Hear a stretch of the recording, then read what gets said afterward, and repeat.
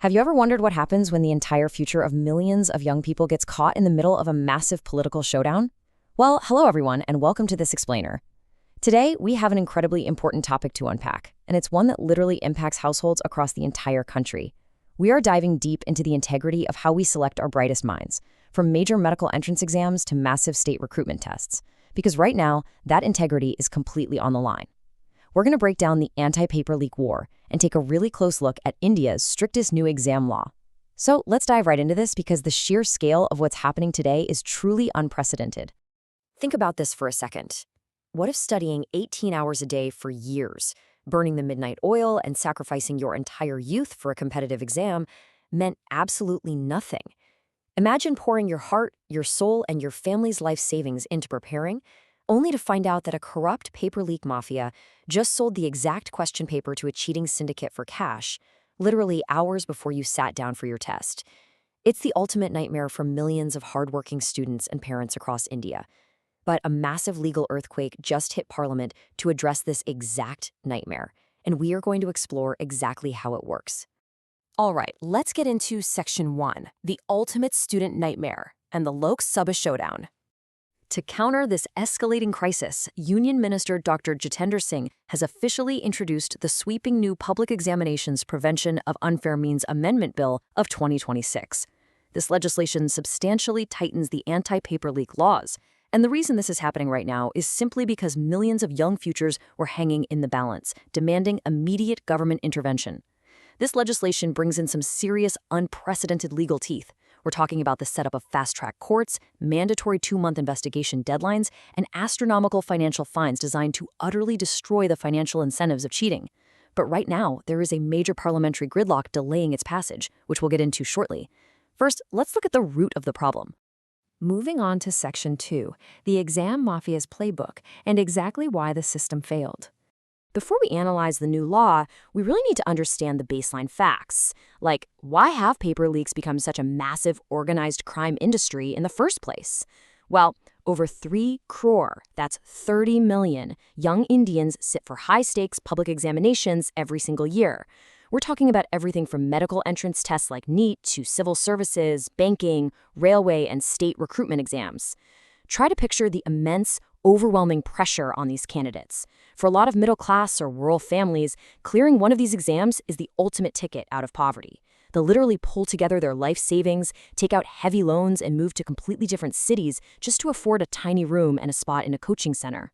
And because the stakes are so astronomically high, corrupt actors see a massive market of desperate people who are willing to pay almost anything for a shortcut. So how do these syndicates actually operate across multiple states? These aren't just amateur localized operations. They are highly organized gangs executing a multi-layered attack on the integrity of the testing system. They'll hack into computer servers at testing centers. They bribe printing press employees who have physical access to the papers weeks in advance. And honestly, in today's digital age, they don't even need physical copies anymore. They just capture high-resolution photos and digitally leak question paper PDFs over encrypted messaging apps just hours before the exam begins. This modern technology makes the leaks spread like wildfire across the country in seconds, while remaining incredibly difficult for local police to trace back to the original source. Now, you might be wondering, why did previous laws fail to stop this? Let's use a simple real-world analogy here. Imagine a gang of professional bank robbers blowing up a high-security bank vault to steal millions of citizens' life savings.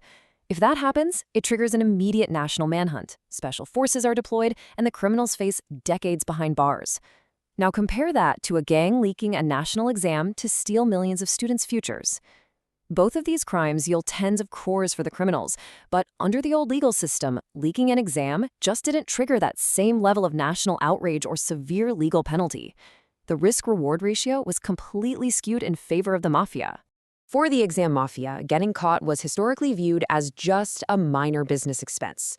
Under older Indian Penal Code sections, leaking a national exam paper was often treated as a minor, bailable offense. You really have to understand the dynamic between the middlemen and the masterminds here. When police arrested a low-level getaway driver or a local broker, the court would charge them a tiny fine and let them out on bail in just a few weeks. It's a tiny slap on the wrist. Meanwhile, the masterminds were completely shielded. They were sitting in mansions making hundreds of crores. When their pawns got caught, the masterminds would simply pay the small fine, get their guys out on bail, and run the exact same scam for the next exam. The risk was incredibly low, and the reward was unimaginably high. Which brings us to Section 3, India's strictest exam law and the new legal trap. So, this 2026 amendment sets up an unprecedented cause and effect legal trap. Let's break down the tiers of this new law because they are intense. First, for individual offenders and middle-tier brokers, the old penalty was 3 to 5 years in prison and a 10 lakh rupee fine. The new penalty jumps to a maximum of 10 years in prison and a 50 lakh rupee fine. A 50 lakh fine isn't just a slap on the wrist. For most individuals, that is life-ruining, generational debt. Next, consider private testing companies and logistics contractors. If they collude with leakers, their fine jumps from 1 crore to 5 crore rupees, plus a massive 8-year ban from all government exams. An 8-year ban is effectively a corporate death sentence for these companies. It permanently shuts down their business. And finally, the absolute hammer drops on organized syndicates, going from a minor bailable offense to a mandatory 7 to 10 years in jail and a staggering minimum fine of 10 crore rupees. This completely destroys the old business model because the financial penalty now drastically outweighs any potential profit. But look, harsh penalties mean absolutely nothing if the court cases drag on for 15 years, right? Think about the old way. A paper leaks, a case is filed, and it just sits in local courts for over a decade while students' lives are completely stalled. So the absolute most crucial point of this new law is the newly mandated high-speed judicial pipeline. Step 1. Any investigation by state police, CBI, or a special task force now has a strict 2-month deadline. Step 2. States must set up dedicated special fast-track courts that hold daily hearings and deliver a final verdict within 3 months of the charges sheet. Step 3. Any legal appeal goes directly to a 2-judge high court bench and must be cleared within 90 days. This pipeline is revolutionary. It's designed specifically to stop paper leak cases from dragging on for decades, while students' youth and exam eligibility completely slip away. Now, let's look at Section 4, Parliament at a standstill, and the political showdown happening right now. Despite the critical, life-altering nature of this bill, the Lok Sabha actually came to a complete standstill this week. Parliamentary Affairs Minister Kiran Rijiju appealed to all political parties to participate in an 8-hour structured debate. The government's argument for extreme urgency here is straightforward. Public exams are happening right now, all across the country, and students need this legal shield immediately to protect this year's results. He stated the government wanted young NDA MPs alongside opposition voices to debate these reforms, but he also delivered a very firm warning, stating that if the opposition boycotts the debate, the government is prepared to pass the bill without discussion to ensure the law goes into effect without any delay. On the other side of the aisle, opposition parties, led by the Congress, TMC, and CPI, had their own firm requirements, which ultimately forced Speaker Om Birla to adjourn the House. They demanded an immediate halt to the debate, insisting the Union Home Minister first make a formal statement regarding allegations of police force used against protesting students during a recent parliament march in Delhi. Furthermore, they demanded the bill not be passed immediately but rather referred to a Joint Parliamentary Committee, or JPC. Now, in case you aren't familiar, a JPC is a special group of lawmakers from various parties who thoroughly investigate and debate a bill's fine print. While a JPC ensures deep, rigorous scrutiny of the law to prevent any loopholes, it also significantly delays the bill from taking effect. So this intense political showdown has temporarily delayed the passage of the country's strictest anti-leak law. All right, let's bring it home with Section 5, what this means for you, and restoring merit. So, what's the bottom line here? Regardless of when the political gridlock clears, what does this actually mean for you? Well, if you are a student preparing for competitive exams, this bill acts as an unshakable legal shield. The psychological impact of this really cannot be overstated.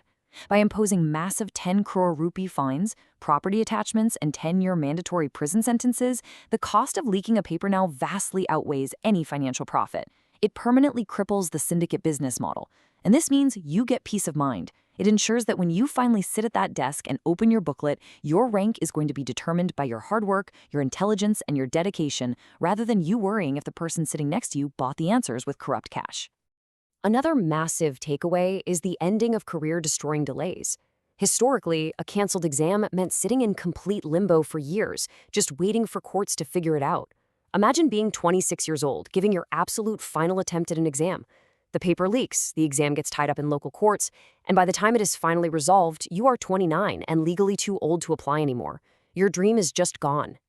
This law stops that timeline dead in its tracks. The lightning-speed fast-track courts guarantee that students are no longer left behind.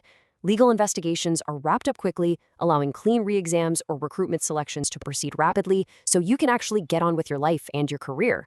And honestly, this brings us to a truly inspiring point: the power of student voices. This historic institutional reform didn't just fall out of the sky. It is a direct result of relentless, peaceful student agitations across the country, like the massive 37-day protest at Jantar Mantar. It proves that democracy adapts and works when young citizens unite around institutional integrity. The protests directly informed the drafting of this exact bill. You made the system listen. It shows that civic engagement actively yields legislative results, and you force the laws of the land to be rewritten to protect merit. So, to wrap up this explainer, the Public Examinations Amendment Bill of 2026 is a legal masterstroke, deploying 10-year jail terms, 10 crore fines, and fast-track courts. It's a massive weapon designed to totally bankrupt the paper leak mafias and restore trust in the education system. But it does leave us with one final very important question to think about. Will these strict punishments permanently eradicate paper leak syndicates, or do you think Parliament needs to add even tougher measures? I would absolutely love to hear your perspective on this. Let me know your thoughts in the comments below, and thank you so much for joining me today to unpack this crucial topic.